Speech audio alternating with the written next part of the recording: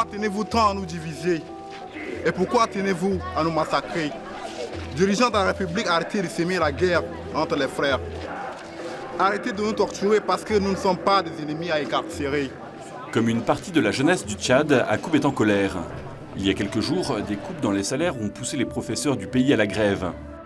Dans les rues, des élèves, livrés à eux-mêmes, manifestent leur mécontentement. C'est pourquoi nos peines persistent.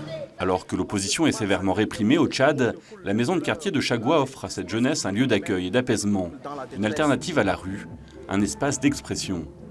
Notre Dieu est unique malgré nos différents chemins. Alors soyons solidaires, solidaires malgré nos différences ethniques, solidaires malgré nos oppositions politiques. Évitons la violence, soyons du côté de l'éthique pour vivre dans l'amour et la cohabitation pacifique.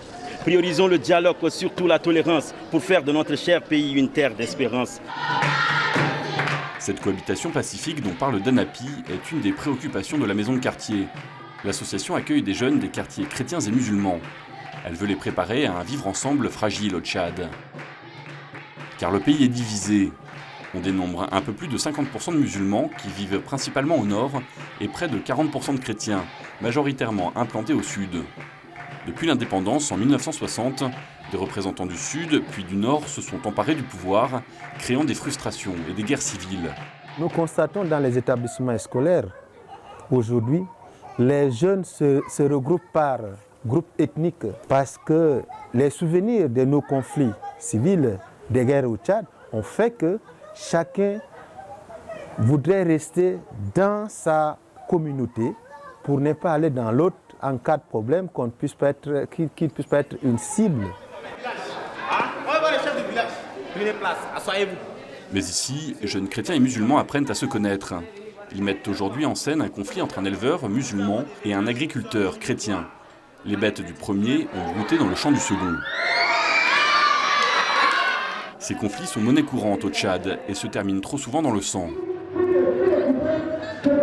Des temps de dialogue permettent aux jeunes de réfléchir à ces situations. À travers cette scène de théâtre, qu'avez-vous retenu lors des échanges?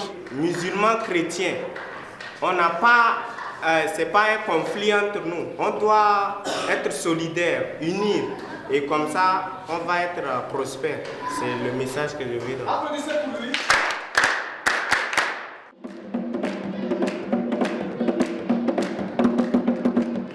Au travers des échanges et des activités artistiques, les jeunes se rapprochent et tissent des liens de confiance. Percussion, danse et tenue traditionnelle, tous les ingrédients sont réunis pour qu'ils partagent un moment d'unité. La danse traditionnelle, on fait la danse dans laquelle où le musulman peut danser avec un chrétien, le chrétien peut danser avec un musulman. À travers ça, nous voulons vraiment exprimer le vivre ensemble. Nous voulons vraiment parler à la nation, nous voulons parler à nos parents que nous, les jeunes, on veut vivre ensemble.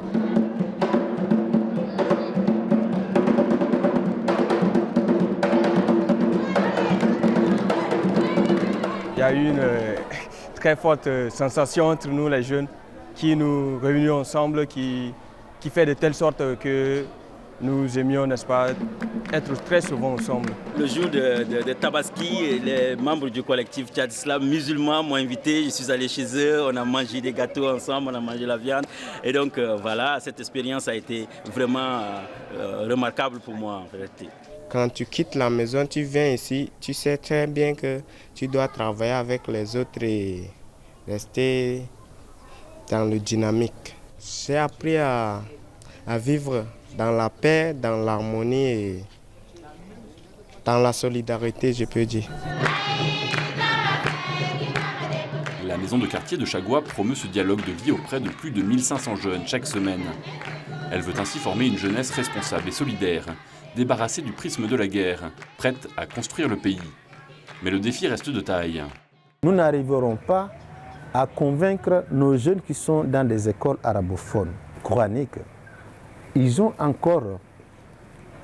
sont pas encore vraiment prêts à s'ouvrir de façon fraternelle avec les autres.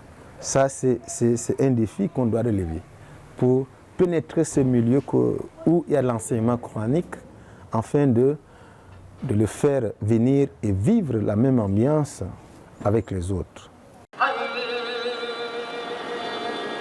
Alors, pour rejoindre toutes les composantes de la société tchadienne, plusieurs associations travaillent sur le terrain, mais également auprès de personnalités associatives, politiques, religieuses et universitaires engagées dans le dialogue interreligieux.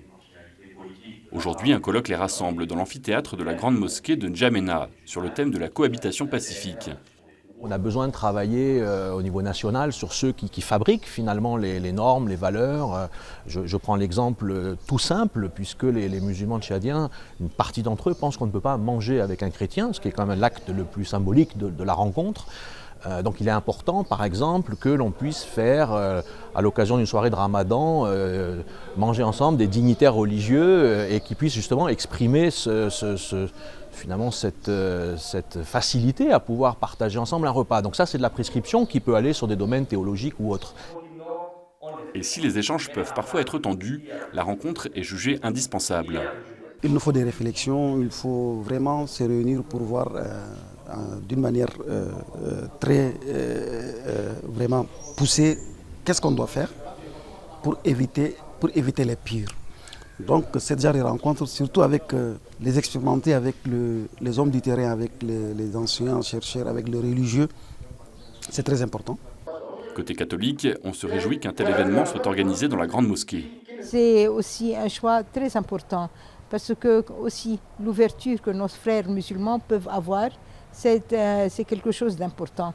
Qu'ils puissent accueillir un monde divers et que nous puissions chacun s'exprimer. Aussi, c'est une chose importante. Ces rencontres permettent de renforcer le dialogue et la concertation sur les questions religieuses, culturelles et identitaires.